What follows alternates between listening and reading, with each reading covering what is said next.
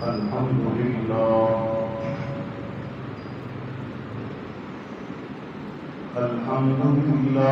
وحده والصلاة والسلام على من لا نبي بعده أما بعد فأعوذ بالله من الشيطان الرجيم بسم الله الرحمن الرحيم ظهر الفساد في البر والبحر بما كسبت أيدي الناس وقال تعالى في مقام آخر ولو أن أهل القرى آمنوا واتقوا لفتحنا عليهم بركات من السماء والأرض وقال النبي صلى الله تعالى عليه وسلم كل أمتي يدخلون الجنة إلا من أبى قيل ومن يأبى يا رسول الله صلى الله عليه وسلم قال عليه الصلاة والسلام من أطاعني دخل الجنة ومن عصاني فقد أبى أو كما قال عليه الصلاة والسلام صدق الله مولانا العظيم وبلغنا رسوله النبي الكريم ونحن على ذلك لمن الشاهدين والشاكرين والحمد لله رب العالمين اللهم صل على سيدنا ومولانا محمد وعلى آل سيدنا ومولانا محمد وبارك وسلم عليه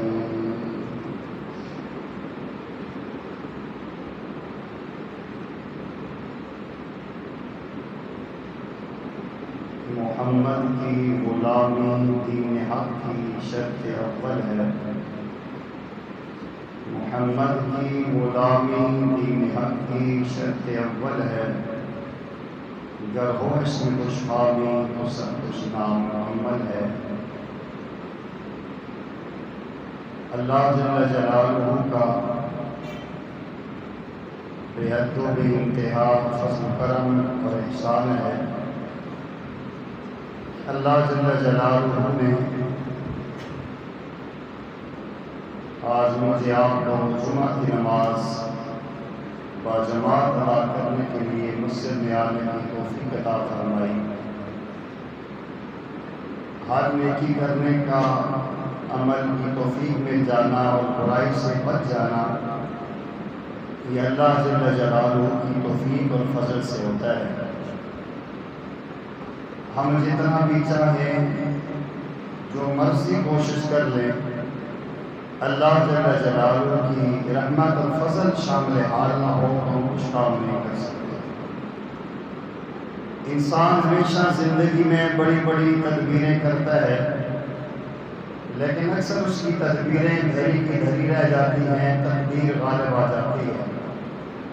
تو جب بھی کبھی بھی زندگی میں کسی بھی اچھے اور نیک عمل کی توفیق مل جائے تو فوراً اللہ کا شکر ادا کرنا چاہیے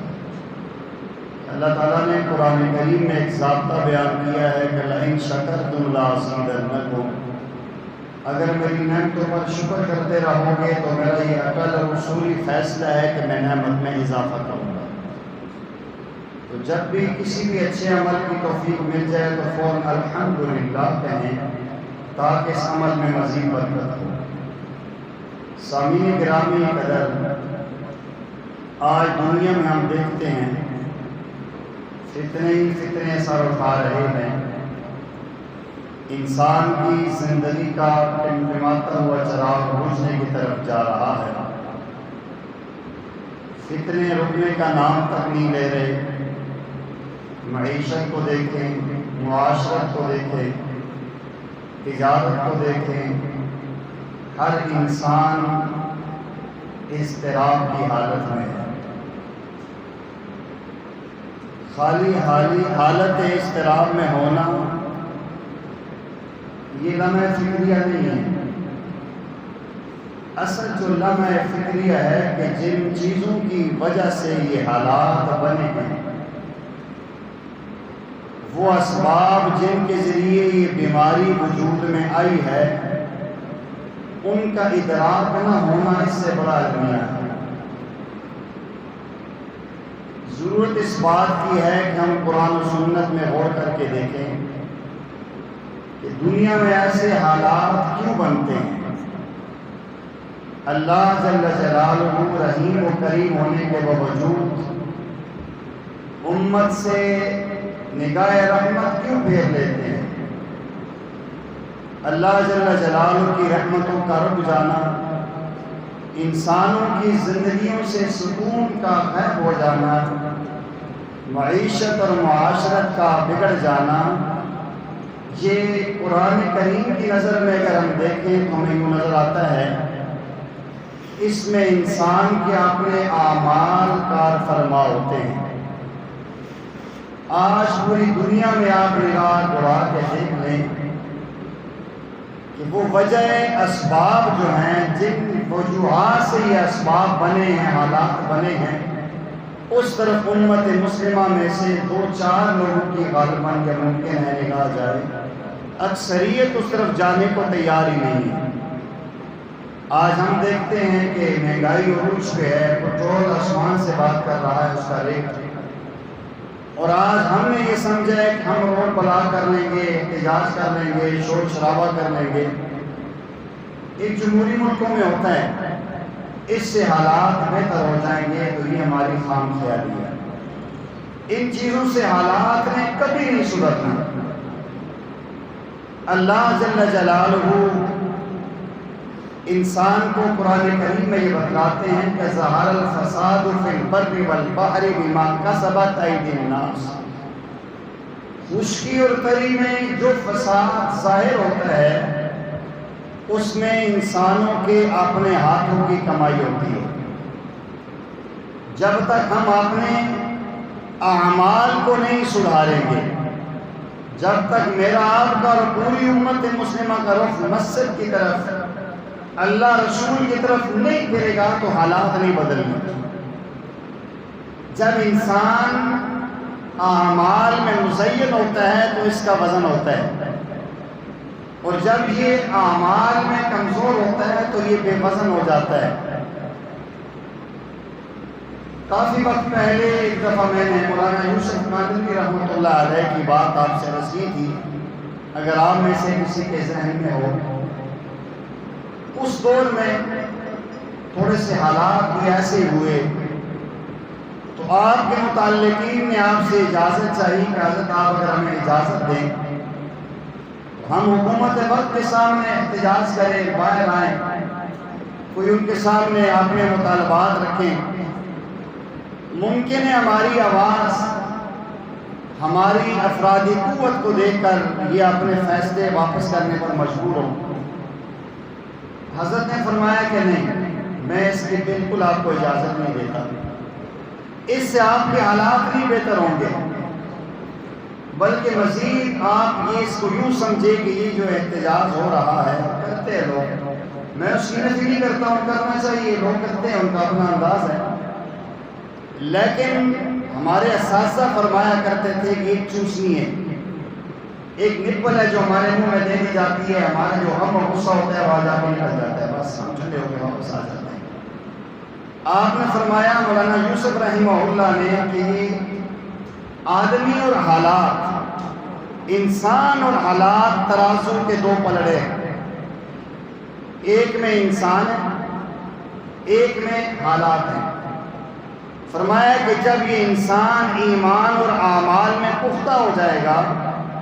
اس کا تعلق مسجد، مدرسہ، دین، علماء سے ہوگا، تو اس میں وزن ہوگا، یہ نیچے چلا جائے گا اور حالات اوپر چلے جائیں گے، ہلکے ہو جائیں گے، چیزیں سستی ہو جائیں گی۔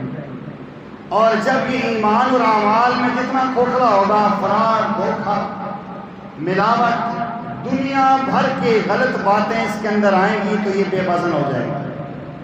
اور چیزیں مہنگی ہو جائیں گی، چیزیں نیچے چلی جائیں گی اور یہ اوپر چلا جائے گا۔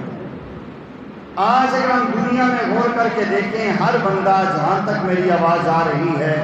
یا آپ میرے بھائی میرے عزیز بزرگ سن رہے ہیں، غور کر کے دیکھیں آج امت مسلمہ میں کون سی ایسی برائی ہے جو ہمیں نظر نہیں آتی۔ تجارت میں دیکھیں، لین دین کے معاملات دیکھیں، ذاتی زندگی دیکھیں، تو جب ہمارے اعمال ایسے ہوں گے تو ہم بے وزن ہو جائیں گے۔ پیارے آقا کریم صلی اللہ علیہ وسلم کی حدیث کا مفہوم ہے،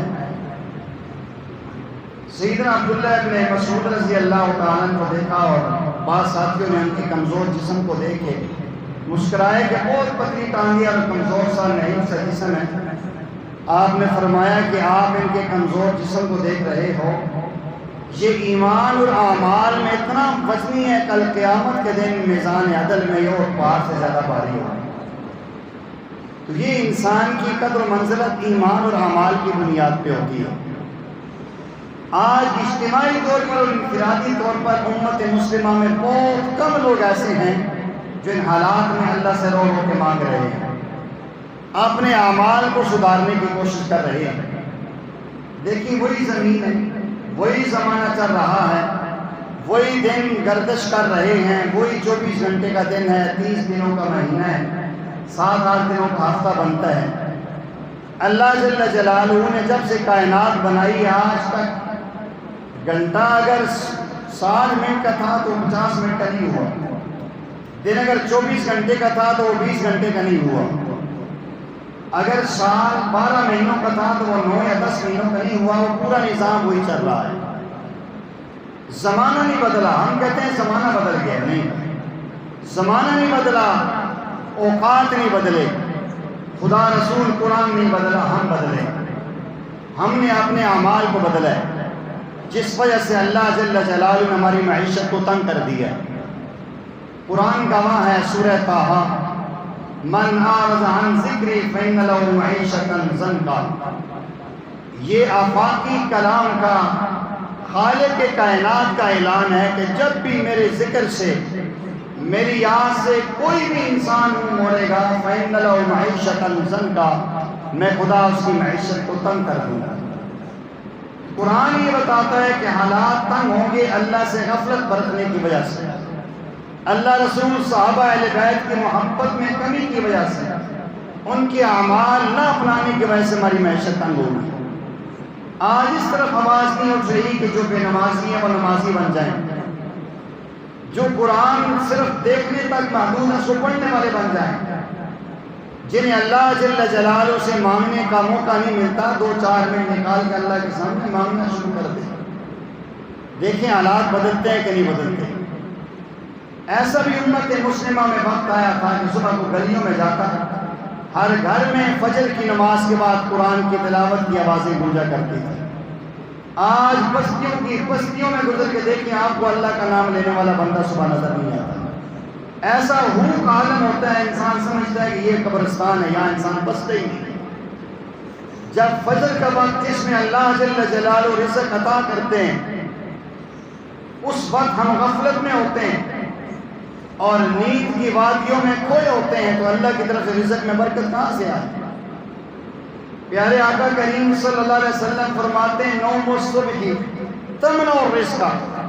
فجر کے وقت کی نیند انسان کے رزق کی برکت کو روک لیتی ہے۔ آج لوگوں کا نظریہ یہ ہے کہ مجھے رزق ملے گا دفتر سے، دکان سے، کاروبار سے۔ یہ اسباب ضرور ہیں لیکن رزاق اللہ ہے۔ ان اللہ هو الرزاق ذو القوۃ المتین، وہ ایک اللہ کی ذات ہے جو رزاق ہے، وہی رزق عطا کرنے والی اور قوت والی ہے۔ آپ اپنے ماضی میں دیکھیں، اپنے بزرگوں میں دیکھیں، وہ لوگ صبح سویرے اٹھتے تھے اور صبح کے وقت میں عام طور پہ لوگ کہتے ہیں نور پیر دا ویلا ہے، پیر بزرگ کو کہتے ہیں، نور نورانیت کو کہتے ہیں۔ ہمارا نور پیر کا جو ویلا ہوتا ہے، ہم تو 8-9 بجے اٹھتے ہیں، بچوں کے اسکول بھیجنے کے لیے ہماری گھر والی اٹھ جاتی ہیں، تیار کر کے بچوں کو بھیج دیتے ہیں، پھر سو جاتے ہیں، اور پھر شکوہ ہے کہ حالات بڑے خراب ہو گئے ہیں۔ اور معیشت تنگ ہو گئی ہے، مہنگائی عروج میں چلی گئی ہے، انسان کا گلا گھٹ رہا ہے، جب اللہ جل جلالہ نے قرآن میں واضح فرما دیا ہے، ہم اس رب کی طرف کیوں نہیں آتے؟ ہم ایمان اور اعمال کی طرف کیوں نہیں آتے؟ اللہ جل جلالہ اعمال کی بنیاد پہ ہماری معیشت میں برکت عطا کرتے ہیں۔ سینکڑوں لوگ ایسے ہیں جو دین کے ساتھ وابستہ ہے، آپ یقین کریں کہ میں عرض کروں گا تو لوگ کہیں گے آپ بھی مثالہ دے رہے ہیں۔ ہمارے اس معاشرے میں مالی طور پہ سب سے کمزور طبقہ ہمارا علماء کا ہے، قراء کا ہے، سب سے کمزور طبقہ ہے۔ ایک عام مزدور بھی کم از کم جو ہے 28-30 ہزار روپے مہینے کا کماتا ہے، اور بڑے سے بڑا مولوی بھی ہوگا بہت زیادہ تیر مار لے 20 ہزار تک جائے گا، اوپر نہیں جا سکتا۔ لیکن الحمدللہ ان کی زندگی میں اتنی برکت ہے، کبھی بھیک مانگتے ہوئے آپ نے نہیں دیکھا ہو، پرسکون، پرعیش، پرمسرت زندگی ہے۔ کوئی غیب سے ہو سکتا ہے، کوئی چھت سے گولیاں گرتی ہیں نیچے، سارے آپ سمجھتے ہیں، حالات میں سمجھتے ہیں۔ یہ ایمان اور اعمال کی بنیاد پہ ہے، برائے نام دین سے تعلق ہے ہم لوگوں کا، کون سے ہم 100% دین پہ ہیں، لیکن اللہ جل جلالہ نے لاج رکھے ہوئے پردہ پوشی فرمائی ہوئی ہے۔ ہمیں یہ ہمارے سامنے مثال ہے، اگر ہم وہی اعمال کم از کم 5 ٹائم نماز کی پابندی کر لیں، کچھ نہ کچھ قرآن پڑھنا شروع کر دیں، تسبیحات مسنونہ کا اہتمام کریں، میں قسم اٹھا کے کہہ سکتا ہوں اللہ کی قسم ہمارے حالات بہتر ہو سکتے ہیں، ہمارے حالات سمجھ سکتے ہیں، لیکن ہمیں یہ بات سمجھ نہیں آتی۔ یہ لوگ شروع کہتے ہیں بات سمجھ نہیں آتی تو سنیں، تنخواہ تو تھوڑی، حالات کس طرح پورے ہونے ہیں۔ ہمیں یہ سوالات ہیں، ہمیں یہ کیوں نہیں آتا کہ یار میں بھی زندگی کو اس رخ پہ لے کر آؤں، اللہ میرے حالات میں بہتر کرے۔ یہ میں نے ہلکی سی مثال دی، ورنہ ایسے سے سبحان اللہ اولیاء اللہ ہیں، اللہ نے ان کو اتنی تصویر دی ہوئی ہے کہ یوں سمجھے اللہ نے خزانہ میں ان کے اندر آتا۔ عرض یہ کرنا چاہتا ہوں کہ اگر ہم ان حالات کو بہتر کرنا چاہتے ہیں تو تبصرے کرنے سے یا وابڈا کے دفتروں کو جلانے سے یا کسی کو مارنے سے یہ حالات بہتر نہیں ہوں گے۔ اللہ کے نبی صلی اللہ علیہ وسلم نے خود فرما دیا اعمالکم عمالکم، تمہارے اعمال تمہارے حکمران ہیں۔ پیارے آقا کریم صلی اللہ علیہ وسلم نے ایک جملہ کہا، ہم نے 12 سنا، ذرا غور کریں اس پہ، خیر القرون قرنی ثم الذین یلونہم ثم الذین یلونہم، لوگوں کائنات میں سب سے بہترین زمانہ میں محمد صلی اللہ علیہ وسلم کا ہے، پھر وہ زمانہ جو میرے زمانے کے ساتھ ملا ہے صحابہ کرام کا، پھر وہ زمانہ جو تابعین کا ہے۔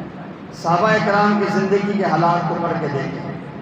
نبی پاک صلی اللہ علیہ وسلم کی زندگی کو دیکھیں، زمانہ یہی تھا، اوقات یہی تھے، ایسا نہیں ہے کہ ان کے دور میں جو ہے نا 48 گھنٹے کا دن ہوتا تھا، دن یہی تھا۔ وہ بھی لوگ 6-7 فٹ کے جسم کے گوشت پوش کے ٹکڑے تھے، صرف یہ تھا کہ ان کے دل میں اللہ رسول کی محبت رچ بس چکی تھی، ان کا اللہ جل جلالہ پہ اعتماد اور توکل کامل ہو چکا تھا، اور انہیں جب بھی کوئی مسئلہ پیش آتا، آپ نے بارہ سنے کسی صحابی کا جانور مر گیا، وہیں مصلی بچھایا، 2 نفل پڑے، اسی مردے کو زندہ کروا دیا۔ ایک صحابی کے گھر میں کچھ نہیں، بارہ یہ فضائل میں آپ نے مسئلہ سنا، واقعہ سنا، انہوں نے توکل تھا اور یقین اللہ پر تھا کہ اسباب کا موجد اور مسبب الاسباب اللہ ہے۔ انہوں نے یہ نہیں کیا کہ جا کے چلو کسی مسجد میں بھیک مانگ لے، یار میرے گھر کو جی مہربانی کرو، بھوکے ہیں یار، آج کل ہوتا ہے نا، 2 دن سے بچے بھوکے ہیں جی کوئی مہربانی کرے مدد دے دیں، اللہ کے گھر میں بھیک مانگتے ہیں، ہم آ جاتے ہیں، لیکن ہمیں 2 منٹ کے لیے اللہ کے سامنے رو کر مانگنے کی توفیق نہیں ہوتی۔ تو صحابی رسول نے اپنی بیوی سے کہا ہمارے گھر میں کچھ کھانے پینے کا راشن نہیں ہے، آقا کریم صلی اللہ علیہ وسلم نے ہمیں در دکھایا اللہ کا کہ جب کوئی مسئلہ ہو تو 2 نفل پڑھ کے اللہ سے مانگو، تم بھی وضو کرو میں بھی وضو کرتا ہوں، اکثر آپ نے یہ واقعہ سنا ہوا۔ دونوں نے 2 نفل پڑھے، صحابی مسجد میں گئے، صحابیہ نے گھر میں نفل پڑھ کے اللہ سے مانگا کہ اللہ جل جلالہ حالات کے سنوارنے والے آپ ہیں، حالات کو بگاڑنے والے آپ ہیں، رزق دینے والے آپ ہیں، اللہ کے نبی نے ہمیں یہ راستہ اور طریقہ بتلایا ہے، اللہ سے رو کے مانگا۔ صحابی گھر آئے، دعا کر کے کہا کچھ ہوا ہے؟ کچھ نہیں ہوا۔ دیوانے صحابہ، اللہ رسول پہ ہمارا دونوں اعتماد ہے، یہی نہیں کہا کہ میں دعا کی تھی اللہ میری سنی کیوں نہیں، بس اللہ بس ہوگی، اللہ ہم مزید ازمائشہ نہ بھیجی، لوگ کہتے ہیں آج کل میں سنتا ہوں، آپ نے سنا ہے؟ دوبارہ گئے، دوبارہ 2 نفل پڑھے، بیوی نے دوبارہ 2 نفل پڑھے، پھر دعا مانگی، مانگ کون رہا ہے؟ نبی پاک صلی اللہ علیہ وسلم کا غلام اور ان کی بیوی جنہیں اللہ نے دنیا میں جنتی ہونے کا اعلان اور سرٹیفکیٹ دیا ہے، نہیں ہوا کچھ نہیں، پھر واپس گئے۔ تیسری مرتبہ جب دعا صحابی نے مسجد میں مانگی، نفل پڑھ کے صحابیہ نے گھر میں مانگی، واپس آئے تو گھر کی چکی چل رہی ہے، قرآن نہیں کر رہا ہے۔ اور اس کے بعد انہوں نے برتن بھرے، جو کچھ تھا ہمسایوں کو دیا۔ بعد میں دل میں تجسس پیدا ہوا، دیکھیں یہ دانہ آ کدھر سے رہا ہے؟ جو ہی چکی کا پارٹ اٹھایا تو نیچے ایک دانہ تھا جس سے آٹا پس رہا تھا۔ وہ رکے، پیارے آقا کریم صلی اللہ علیہ وسلم سے جب اس واقعہ کا عرض کیا گیا، فرمایا میرے صحابی اگر تو اس چکی کا پارٹ نہ اٹھاتا، رب کعبہ کی قسم، جیسے اسماعیل علیہ السلام کی ایڑیوں سے لگ کے پانی آب زمزم نہیں رکا، یہ چکی بھی کبھی نہ رکی۔ یہ سوچنے کی بات یہ ہے کہ تعلیم کے اعتبار سے ہم کہہ سکتے ہیں ہو سکتے ہیں معلومات کی تعلیم کم ہو، لیکن نبی پاک صلی اللہ علیہ وسلم اللہ پر کتنا کامل اعتماد ہے۔ آج اگر ہم 5 ٹائم نماز پڑھ رہے ہیں، وہ بھی برائے نام خیالات سے بری ہوئی، دوسری کہتے ہیں 5 نمازیں پڑھی ہیں، خدا میری سنتا ہی کوئی نہیں، ایک دم اللہ پہ شکوے کرنا شروع کر دیتے ہیں۔ کبھی ہم نے اپنے اندر بھی دیکھے کہ ہماری عبادت کیا ہے اللہ کو دکھانے کے قابل؟ ان صحابہ کرام نے تو جانیں لٹائی ہیں اور اللہ کے دین کے لیے اپنا گھر بار سب کچھ قربان کیا ہے۔ ہم تو اللہ جل جلالہ کے لیے اگر ہمیں 100 روپے ہفتہ مسجد کو دینا پڑے، یہ اتنی مشکل سے نکالتے ہیں۔ یہ تو سے پوچھی جس کی جیب سے نکلتا ہے 10 بار سوچتا ہے کہ دانا کٹا کے 10,000 نوٹ رہا کوئی نہیں ورنہ فائنس نکلے، بڑی مشکل سے کھینچ کے نکالتے ہیں۔ حالانکہ ہمیں اللہ کے گھر میں سخاوت کرنی چاہیے۔ یا نہ مجھ پر احسان ہے نہ مسجد کی انتظامی، یہ تو اللہ تعالیٰ کے ساتھ آپ کا معاملہ ہے۔ آج ہم 100 روپیہ دیتے ہوئے ہچکچاتے ہیں، ایسے بھی لوگ ہیں جو لاکھ کو دیتے ہیں، اللہ ان کو اور دے۔ میں یہ عرض کر رہا ہوں کہ ان لوگوں نے رخ کون سا اختیار کیا اللہ سے مانگنے والا؟ ہمارے ہاں تھوڑے سے حالات ہوتے ہیں، اللہ پہ شکوہ، رسول اللہ پہ شکوہ، دین پہ شکوہ، اور شکووں کی ہم انبار لگا دیتے ہیں۔ تو سامعین گرامی کی طرف باتیں بڑی ہیں، لیکن میں عرض یہ کرنا چاہتا ہوں کہ اگر حالات بہتر کرنا چاہتے ہیں، روڈوں میں نکلنے سے حالات بہتر نہیں ہوں گے، مسجدیں بھرنے سے حالات بہتر ہوں گے، سحری کے وقت اٹھ کے رو کر مانگنے سے حالات بہتر ہوں گے، سچا اور سچا اور کھرا مسلمان بننے سے حالات بہتر ہوں گے۔ میں تو نماز پڑھنے کو تیار نہیں، سچ بولنے کو تیار نہیں، فرار چھوڑنے کو تیار نہیں، ملاوٹ چھوڑنے کو تیار نہیں، دھوکہ دہی چھوڑنے کو تیار نہیں، رشوت لینے کو چھوڑنے کو تیار نہیں، سود کو چھوڑنے کو تیار نہیں۔ پھر کیا تو حالات بہتر ہو جائیں؟ جب سودی کاروبار ہوگا تو خدا رسول سے اعلان جنگ ہوگی، ہم حالات جنگ میں اللہ سے۔ سارا نظام سودی چل رہا ہے تو کدھر سے اللہ کی رحمت آئے گی؟ پیارے آقا صلی اللہ علیہ وسلم نے فرمایا کہ سب سے ادنا درجہ یہ ہے جو سود کو حلال لے کے کھاتا ہے کہ اس کا آخری درجہ یہ کہ اپنی ماں سے مطالعہ کر رہا ہے۔ اس گناہوں میں امت ملوث ہو چکی ہے۔ سود کو پرافٹ کا نام دے دیا ہے، رشوت کو چائے پانی کا نام دے دیا ہے، دھوکہ اور اس کو چلاکی کا نام دے دیا ہے۔ تو امت کے حالات ایسے میرے بھائی اور بزرگوں اور بہنوں نہیں بدلیں گے جب تک ہم نہیں بدلیں گے۔ ان اللہ لا یغیر ما بقوم حتی یغیروا ما بانفسہم۔ علامہ اقبال نے کہا تھا اسی آیت کی تشریح میں، خدا نے آج تک اس قوم کی حالت کو نہیں بدلا جسے نہ ہو احساس اپنی حالت کو بدلنے کا۔ اللہ جل جلالہ کو کوئی مجبوری نہیں ہے کہ ہمارے حالات بدل دیں۔ ہاں ہم بدلیں گے، ہم بدلیں گے، اپنے آپ کو سنت کے نور میں سجائیں گے، قرآن و سنت کے وابستہ ہوں گے۔ ہم مسلمان ہیں، ہماری علامت ہے کہ ہم 5 ٹائم نماز کی پابندی کرنے والے ہیں۔ جب ہمارے گھروں میں ہماری مائیں بہنیں بیٹیاں نماز پڑھیں گی، ہم مساجد کو آباد کریں گے، قرآن کے درس میں بیٹھیں گے، اعمال فضائل کی تعلیم میں بیٹھیں گے، ذکر اذکار کے حلقوں میں لگیں گے، انشاءاللہ اللہ حالات کو بدلیں گے، اور یہ ملک اسلام کا ایک ناقابل تسخیر قلعہ بھی بنے گا اور عظیم ریاست آپ کو نظر آئے گی۔ اور اگر ہم نہ بدلیں تو اللہ تعالیٰ کی کوئی مجبوری نہیں ہے، حالات مزید ابتر ہوں گے اور پھر ہمارے لیے سانس لینا بھی مشکل ہو جائے گا۔ اس لیے اگر آپ بدلنا چاہتے ہیں، حالات کو بدلنا چاہتے ہیں تو اپنے آپ کو بدلیں۔ ہمارے اختیار میں نہیں ہم ملک کو بدلیں، میرے آپ کے اختیار میں نہیں ہم محلے کو بدلیں۔ ہاں یہ ضرور ہے کہ میں اپنے گھر کو بدل سکتا ہوں، آپ اپنے گھر کو بدل سکتے ہیں، آپ اپنے گھر سے گانے موسیقی کے آلات کو ختم کر سکتے ہیں، آپ اپنے گھر سے بے پردگی کو ختم کر سکتے ہیں، آپ اپنے گھر سے سنت کے خلاف چیزوں کو ختم کر سکتے ہیں۔ یہ قدم آپ بڑھائیں اٹھ بندیا بن کمر کیوں ڈرتا ہے، اٹھ بندیا بن کمر کیوں ڈرتا ہے، آگے دیکھ تیرا رب کیا کرتا ہے۔ ہم قدم تو اٹھائیں، جب قدم اٹھائیں گے ہمت اور حوصلے کے ساتھ تو پھر انشاءاللہ اللہ تعالیٰ حالات بہتر کریں گے۔ اللہ جل جلالہ سے دعا ہے کہ اللہ تعالیٰ سے ایمانوں میں حالات کی نزاکت کو سامنے رکھتے ہوئے ایمان اور اعمال والی زندگی گزارنے کی توفیق عطا فرمائے۔ وآخر دعوانا الحمدللہ۔